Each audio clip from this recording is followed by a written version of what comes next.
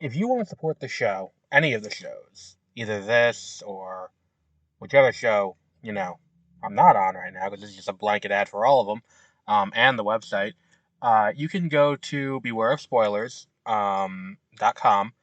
In the description for any of the episodes of Beware of Spoilers, there is the option to donate.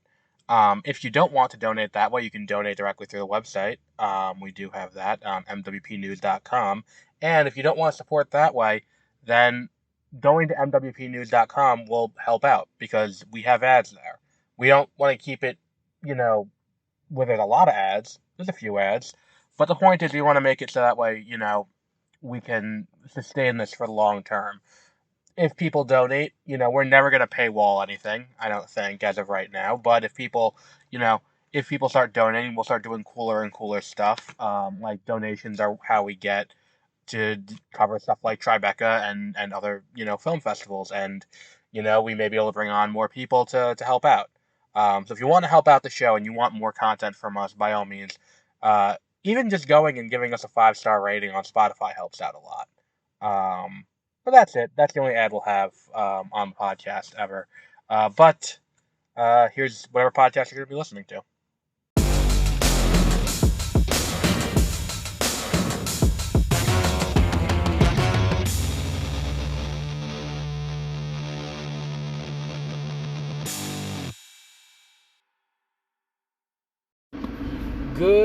It's evening. It's almost 7 o'clock. Good evening, and welcome to Beware of Spoilers. I am Adam. When we talk about why this podcast exists, we are coming up on 9 years of this podcast. We're at 8 years in about 10 months. Just, August 4th, I think, or August 5th was our first episode of 2015. And we'll be hitting 9 years. Coincidentally, Mad Max Fury Road was also the movie that was one of the movies that caused the creation of this podcast.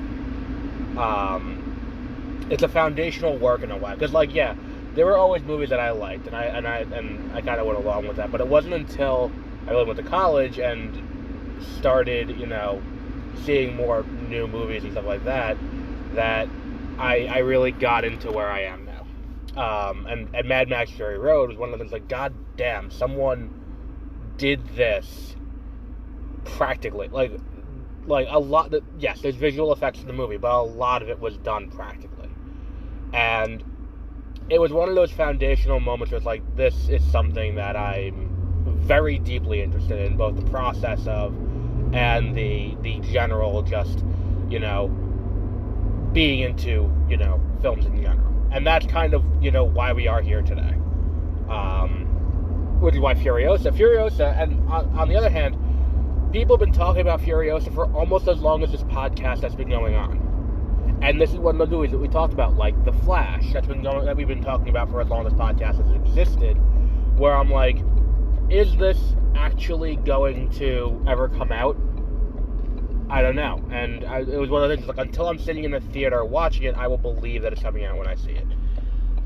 And, look, Mad Max Fury Road, as an action movie, is an incredibly high bar to hit in terms of quality. Like, the action sequences are giant and bombastic and just so unique when compared to anything else, including Furiosa. And we're going to delve into spoilers in this, so please don't get mad at me. It's in the title of the podcast. But I don't think this movie's quite as good. The action sequences, when they hit very well. But while Mad Max Fury Road is very much a narrative, it's narratively simplistic, because it's just, let's get to we're going to turn around and we're going to go back. It's a very simple kind of narrative flow. I think this one has to, inherently, when you're doing a revenge story, has to have more to it. And one of the things about the Mad Max franchise that I appreciate, and this is not just Fury Road, it is all of them. It's, Beyond Thunderdome, it's Road Warrior, it's all of them, is that canon is kind of free-flowing in all of them, because it is this kind of like, it's kind of got the same, narrative cohesion as like religious epics. Like when we talk about like, the Greek myths or the stories of the Norse gods and stuff like that. Like, it's got that free-flowing, like, when did this happen? It doesn't really matter. This happened first, this happened second. It's not the biggest deal on the planet when it happened. It's just, it happened. Let's move on. And I think that does kind of work with it. And the way the narration is handled in this movie adds to that in a really interesting way. Where it's not constant through the movie, but we get this character who's just the historian, who's just giving us this kind of sense of grand scale that is absolutely needed for a movie like this, and for telling the narrative it's trying to tell. And it gives it a sense of, like, instead of, like, it's kind of the opposite of what I'm always saying, where it's like, take something cosmic or something, outlandish and huge, and make it small. Take a story about space gods and make it an intimate family thing, and you have me hooked. Because it's like, you can play with these grand cosmic powers.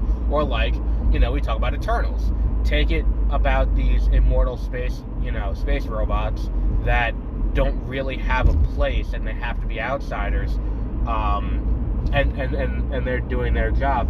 And give me a moment where I'm just pondering what it is that their role is in this world and how that works. And then give them that moral quandary of like, look, we've grown to love these people, and we're not talking about Eternals again. Go watch Eternals. Eternals is great. Don't listen to people who hate it, because they're wrong. But the point is, when I see this, it's like, that's very much what this is. It's like, we're going to take this, revenge story about this man who takes his daughter, this girl, after he kills her mother, as his, like, adopted daughter almost, then trades her away as a commodity, and it's like, and then it's her revenge story. And that's fundamentally what this is the entire way through, is it's the story of Furiosa finding her voice, literally, and getting revenge on Dementis. And I think it works very well as they scale it up and make it bigger than it needs to be. And you don't hear me say that a lot. Do I think that, everything works about this movie? Not really. I think that, like, there are a lot of effect shots that I'm like, oh, that could have used a little bit more retouching. I'm not 100% certain that looks as good as it could have. But whatever, to each their own.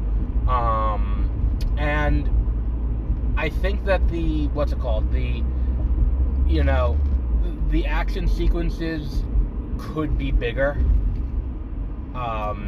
especially earlier or later in the movie. I think there's one really great one with the war rig, and it's long, and it's just this long fight between this offshoot of Dementis' crew and the main, what the fuck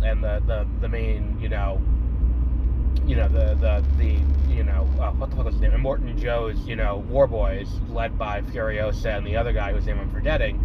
Like, I mean, they weren't led by Furiosa at the time. Furiosa kind of steps in to help, but it's this great fight, and it's interesting. It's well shot. It looks great. It is just, like, unfortunate that that's not where we are this entire time. It's unfortunate that we have to sit here and deal with, like, these smaller, and look, the smaller scale works. I get it, but I want more of the big bombastic. That's what I'm here for. I love Chris Hemsworth's performance in this. He's great. Anya Taylor-Joy is, to be expected, really good. I think that if you go into this expecting a lot of her in the movie, you're gonna be disappointed, because she's not really in the movie all that much. The younger version of Furiosa has about half the screen time, and I didn't expect that going in. I think she may have more. I turned my phone off during during movies. I don't need to be cursed out by Wolverine to tell me to do that.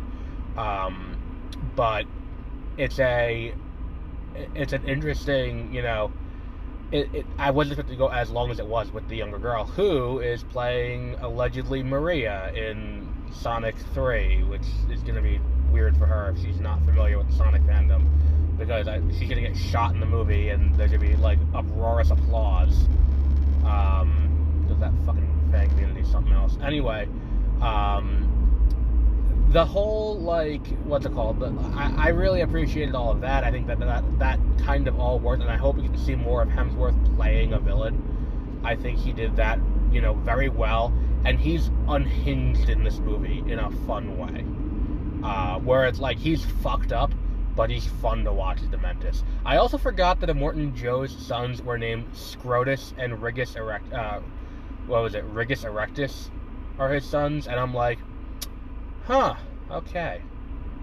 I mean, look, we know Immortan Joe has his problems because he's got that fucking plastic thing on him that he drew abs on to make it so everyone would think he's in shape. But if you're naming your kid Rigus Erectus and Scrotus, I think it tells a lot. And that was the thing too, is that's like seeing these guys come back. His other son, the one who had he's dressed like a 19th century oil baron, like with like the nipples cut out of his suit jacket. Like it's these designs that come from these movies that are just like, who thought of this? And like, they're fucked up and they're also genius. Like it's fantastic. And yeah, I mean, look, I also really thought the one cameo from Max was really funny, especially considering the comment that I think it was George Miller made about someone asked where's Max during all of this. And I was like, I like to think he's just in the background, and then like it comes right after Furiosa loses her arm, because we've seen the movie, she got a mechanical arm in Fury Road, so she loses the arm and she's hobbling back. And it just cuts to this overhead shot of Max leaning on his car, just staring down at her. And it's like, it's not Tom Hardy. There's another actor who's credited, I forgot the actor's name, who's playing Max. And to be honest, I would be not shocked if they made another Mad Max movie with that guy. I mean, because he doesn't do anything in this movie, but it's like, why would you cast this guy as Max and it not be him? But yeah, it's a really, it's a really well-made movie. I do have one major gripe though, and it's a gripe that you heard about earlier this week on 30-minute reviews. I'm annoyed that they did not renew. I'm sorry, I saw a text at the same time, but they did not re-release Fury Road in theaters and IMAX. Because, like, look, I saw, like, before going to see Dune, Dune Part 2, I went to the IMAX re-screening of Dune. Before, I saw, Phantom Menace, and, in a theater again, because they re-released it. And it's like, it's one of those things where it's like, when they were showing it, even for the week after they were still showing it, I was at the movie Something Else, and I walk by and I hear Duel of the Fates, and I hear the lightsabers clashing, and I'm like, something about that combination of noises in a movie theater feels profoundly right, in a way that's very comforting. Anyway, the point I'm trying to make is that I would have gone to see Mad Max Fury Road in a theater again, because I would have seen that shit in IMAX. And I saw this in IMAX, and what happened, there was a huge kerfuffle with the fucking, IMAX screening to get into it. But I got in, and I got my seat, and I sit here, I watch the movie. And then it does that thing that you've heard me blow a lot, which is like, when a movie is a prequel and it leads directly into the next one, I'm all in on that. I love it when movies do that. Like, one of the things that, Rogue One into, especially when it can recontextualize what's going on. Like Rogue One into A New Hope. What was the other one that they did? The Post, into All the President's Men, which is not entirely the same, but like kind of. And it's like, because it recontextualized a little bit. It gives a little bit of like, oh, well, here's some of the stuff that went into that. And now when you watch this other thing, that in the case of, it's a little bit different for All the President's Men in the Post, But in the case of, you know, like, it recontextualizes what you're watching. A good prequel should reframe the movie that you watched originally, and I think this does that very well. Because at the end of this, it does that same thing where we see Furiosa get the wives out of the you know, the vault where what's his name is keeping his wives. What's his name? Where Immortan Joe's keeping the wives. We see him there. We see all of that, and they, you know, they escape. They get into the war rig with Furiosa, who's going to be driving in, and so the plot of Mad Max Fury Road happens. Which, alright, cool, love that, great. I'll go home, watch Fury Road, I'll be satisfied. Then I sit there, and the credits start rolling. And this is where it pissed me off a little bit. Why would you not re-release this in theaters and then show clips of that movie through the entire... what's the word I'm looking for? Through the entire, like, you know, top-line credits. Because it's like, it just goes through the plot of Mad Max Fury Road, clip by clip, iconic scene to iconic scene, going straight through the entire thing until you get to the end. And I'm just like, why would you do this? Why would you use it in this way instead of giving us the opportunity to, number one, pay you? Because, like, you know, I have A-list, but, like, you know, if they said this is excluded from A-list, we're re-releasing Fury Road in a theater, I would have paid to sit. I should not have gotten this fucking lame. Why did I do this? I would have paid to see Fury Road in a theater. Like, that would have been very worth it, to me at least, and it's just, and then the thing is, too, it's like, because I'm sitting here watching it on an IMAX screen, it's like, well, fuck, when I go home, it's not going to look as good. It's not going to look anywhere near as good. It's going to look like, you know, upscale shit on my TV.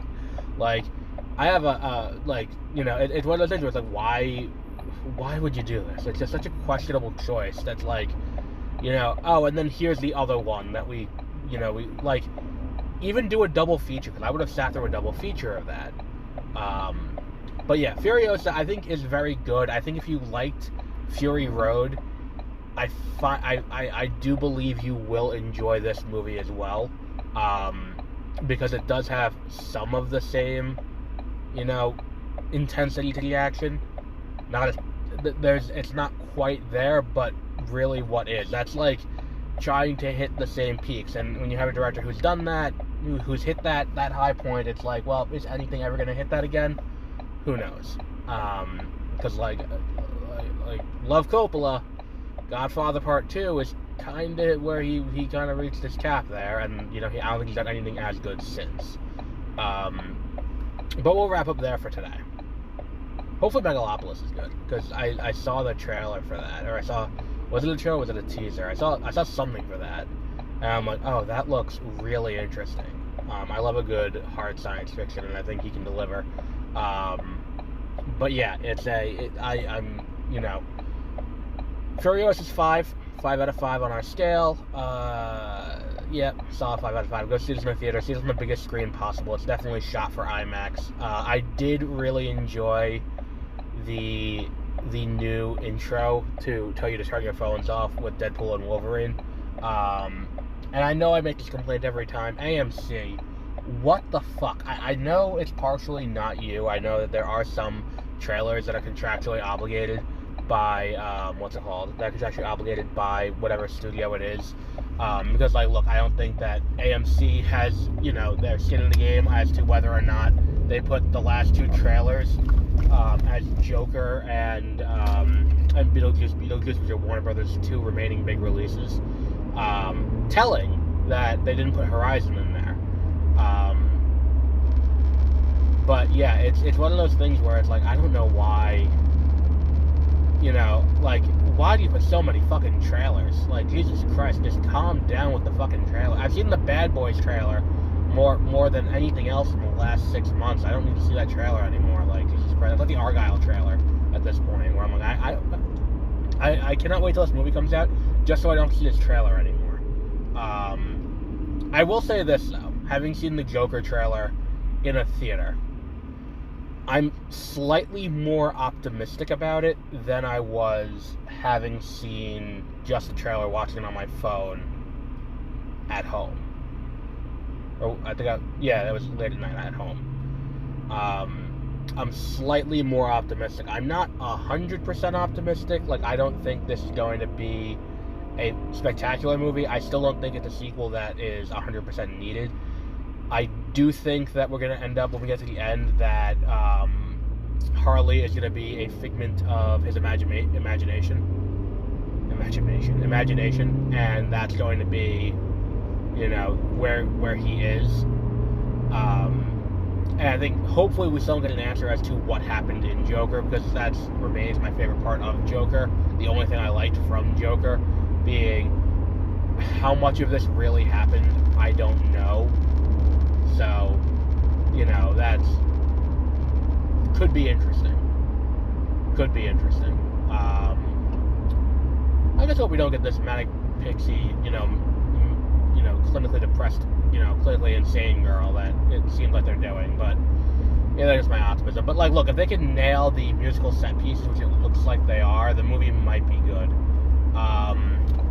Wicked, I've never seen Wicked, the Broadway play, or read the book or anything like that, so I don't know what to think about that. Like that trailer, was Glinda the Good Witch or like the Cunty Witch? Like, Jesus Christ. I know you're not supposed to say, and they make a point of that in in the Deadpool, in the Deadpool trailer, the Deadpool turn off your phones thing, where it's like Wolverine does something bleeped out, and